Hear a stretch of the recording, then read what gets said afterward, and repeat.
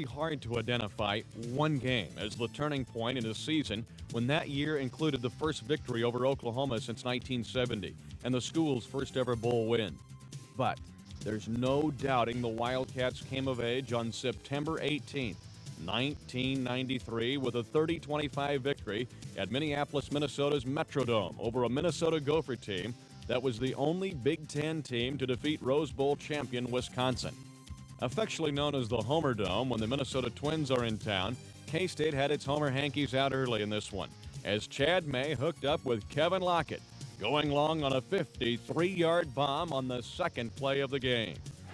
May is back to pass once again, rolling out, feels some heat, has some time, and he goes deep. And he finds his man, Kevin Lockett. Touchdown, Kansas State. Kevin Lockett, 11 catches on this team, now has 12, leads the team, and Kansas State strikes quickly against the Minnesota secondary.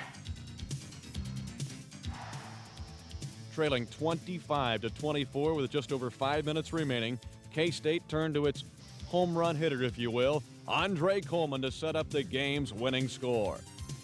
Kickoff goes to Andre Coleman. He's a burner. He's at his 5 to the 10, 15, 20, 25, and he's got some room. 30, 40, 45, and he's got one man to beat. It's Rashawn Early. Rashawn Early, the state champion in high school in Texas as a junior, had enough speed to bring down Andre Coleman. As only Early was in the way of a touchdown for Kansas State. But Minnesota promptly drove the ball into scoring territory before K-State came up with a goal line stand to preserve the win. Levine in motion behind Tim Shade. Chris Darkins, the lone back. Darkins on the handoff at the 5. Trying to get outside. Wrestled down, though, inside the 5 by Mike Ekelar. Second and goal on the 4. Minnesota needs a touchdown. And on the counter, Shade keeps it, feels the pressure, and tries to find Antonio Carter. Incomplete. You got David Verteen, number 61, lined up as a tight end. You got Giovanetti in there. You got just a bunch of big horses in there. Backs in the eye and a handoff to Darkins, who tries to dart forward, gets near the 2. Fourth down and goal on the 2-yard line. Minnesota has a shot to win this football game. 52 seconds on the clock. Levine in motion. Shade back to pass. Looks to Osterman, too high.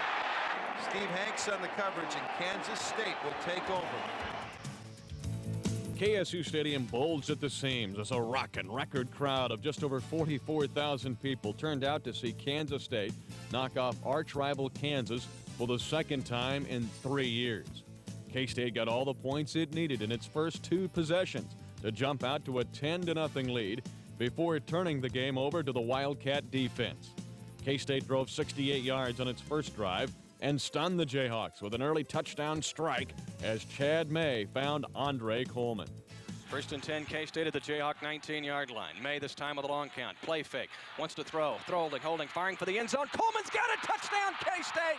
Chad May fires a bullet on the hitch route to Coleman in the end zone, and K-State's on the board first. But the game wasn't over until the final gun sounded as Kansas tried to get into position for a late score to win the game.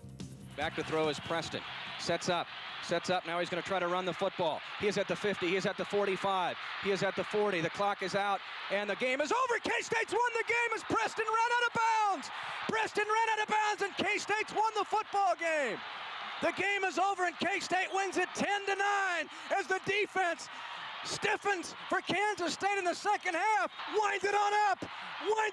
Final score, K-State 10, Kansas 9. And for the Wildcats and Coach Bill Snyder, a big